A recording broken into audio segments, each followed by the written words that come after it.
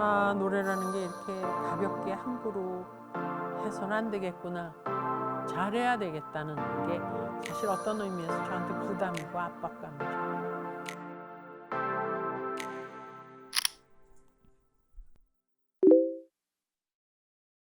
그게 청개구리의 향수일 수도 있어요.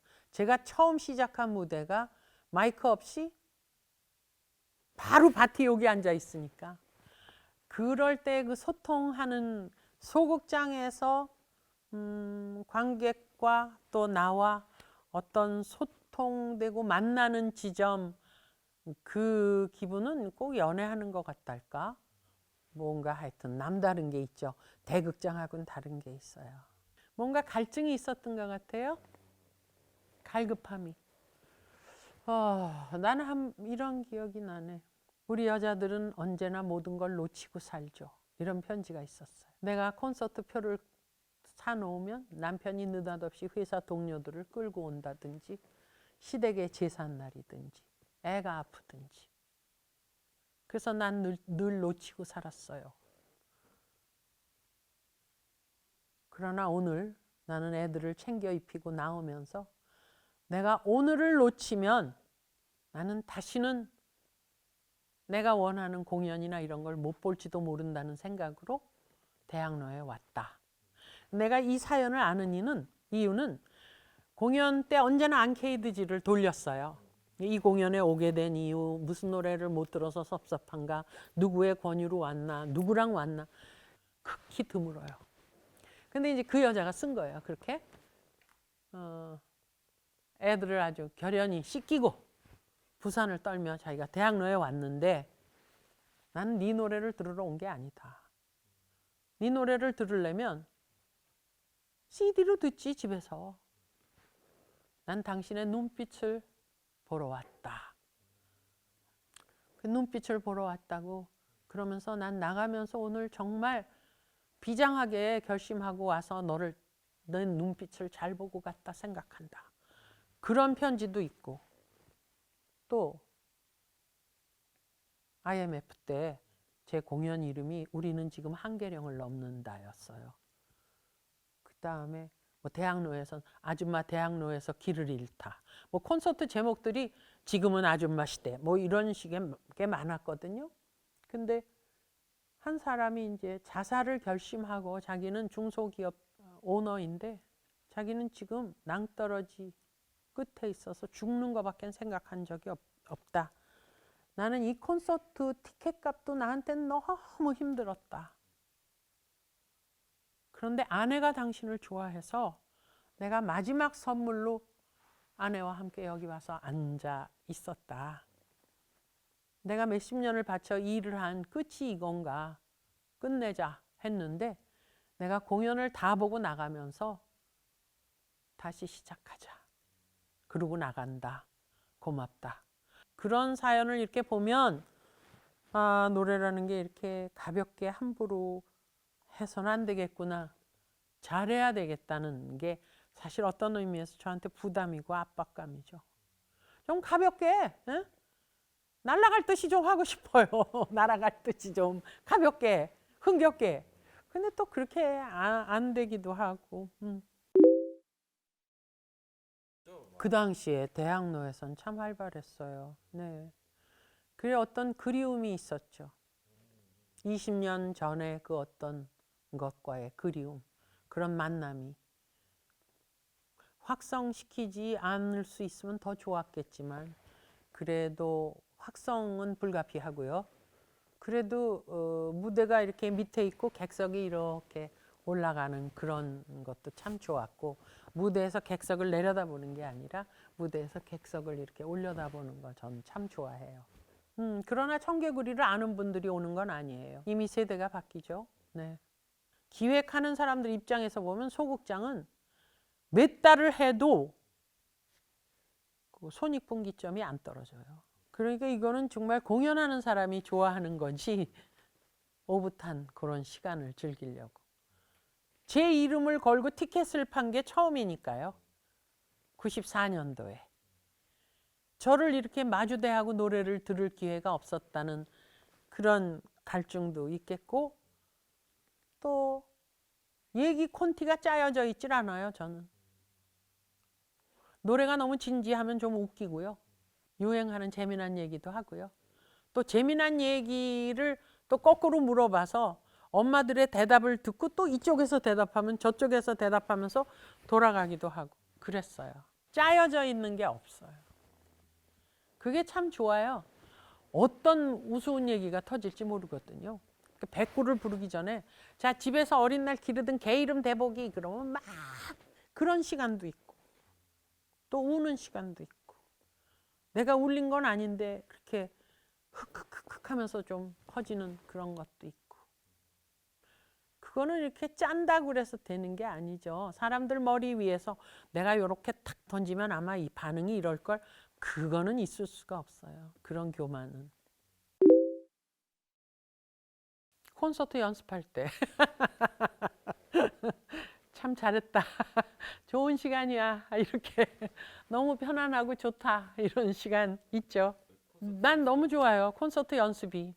아니요, 무서워요. 그런 얘기를 이렇게 직접 읽으면 제대로 해야 돼. 이런 생각이 드는 거 있죠. 아니 정말 그렇게 우리가 뭐 따져보세요. 어떤 중년 남자 사업에 실패해서 죽을 생각만 하고 있던 사람이 살아야겠다, 다시 시작하겠다 이런 마음을 먹는 게 무슨 어떤 조직이나 나라에서도 할 수 없는 거잖아요. 난 그걸 내가 했다고는 생각 안 해요. 그러나 어쨌든 그 공연 전과 후가 그렇게 다르다면 그렇게 놀듯이 할 수는 없을 것 같아요.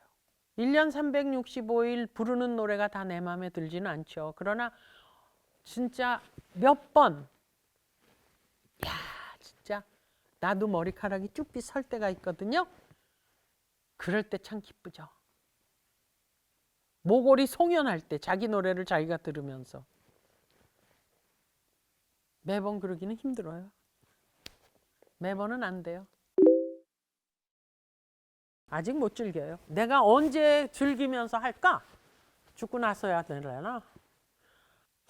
2시간 20분 정도를 혼자 공연하면서 즐긴다. 참 그거는 대단한 거죠. 무대 공포증이 난 심했지만 요새는 그래도 그 텀이 좀 짧아졌어요. 1시간쯤 지나야 긴장이 풀리곤 했거든요. 근데 요새는 조금 그게 짧아져서 이제 굳어 있는 게 좀 이렇게 풀리는 게 시간이 좀 짧아졌죠. 난 그렇게 가벼운 마음으로 할 수 있기를 바래요.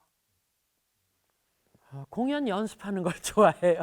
공연 연습할 때 제일 행복해요. 제일 나 같아요. 공연 연습하고 뭐 이렇게 우리 연주팀들이 다 오래된 식구들이니까 마주 보면서 무대에서는 마주 볼 수 없잖아요. 등지고 있죠. 연주팀하고.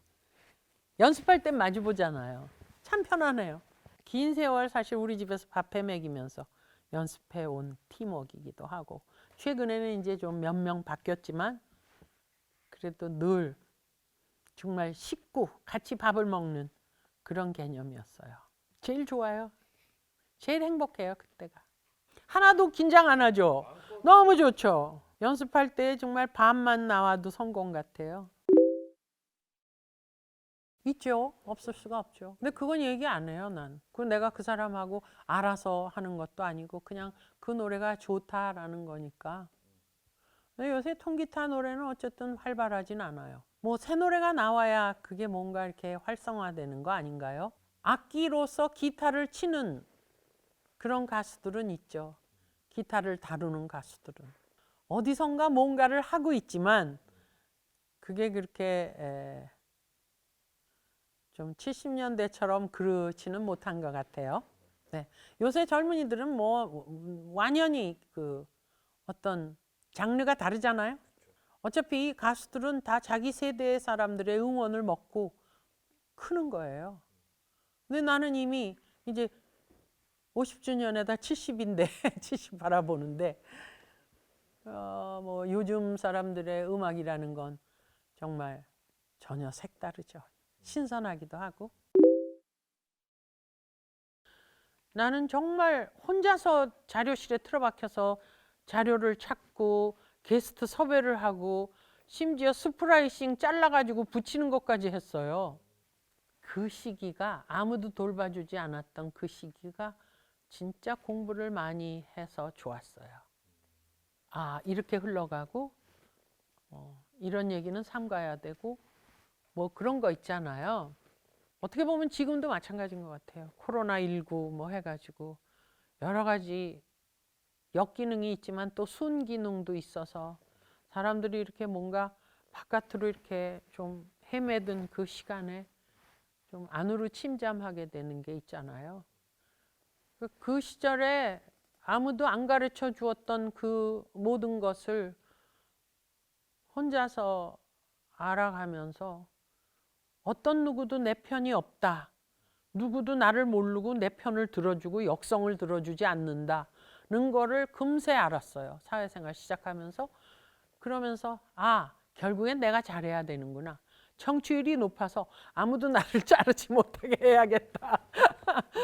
뭐 그런 배움이 누구도 가르쳐주지 않았지만 그 시기가 참 나한테 소중하게 고마운 시기고 또 그 어려웠던 시절에도 음악을 통해 참 아무도 모르는 그 노래를 먼저 세상에 발표하게끔 해준 그 동료이자 선배들께도 고맙고 그게 나중에 보면 다 자기 자식 같거든요.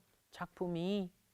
근데 선뜻 그래 불러 이런 마음이라는 건 참 진짜 정말 고맙죠.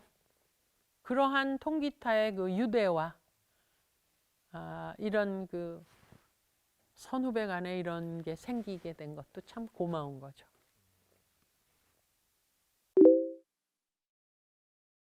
두고 봐야 할 것 같은데 난 내가 줄이라고 생각 안 해요. 그게 통기타 정신이에요. 메인스트림은 아니죠. 가수가 무서운 건 그거죠. 죽고 나서도 이 허공에 전파를 타고 자기 노래가 나오는 거죠. 근데 노래는 취입하고 나면 늘 창피하거든요. 그때는 그게 최선이다 해서 오케이를 하지만 지나고 나면 저렇게 푸는 게 아닌데 뭐 이런 또는 그 시절의 치이나 인생을 보는 그 좁은 시각 같은 것도 거기 노랫말에 다 들어있다고요. 자기가 마치 사진 찍으면 그 시절 자기가 이렇게 읽히듯이. 근데 가수는 죽고 나서도 그 목소리와 그 시절 자기가 갖고 있었던 얘기가 그 생각들이 그대로 나가잖아요. 부끄러운 노래도 많잖아요. 그러니 참 그런 업보가 없어요. 죽고 나서도 그 부끄러운 그때는 왜 저걸 잘했다고 생각하고 오케이가 났지? 이렇게 생각하는 게 이렇게 울려 퍼지니까 어깨가 가벼운 일은 아니에요.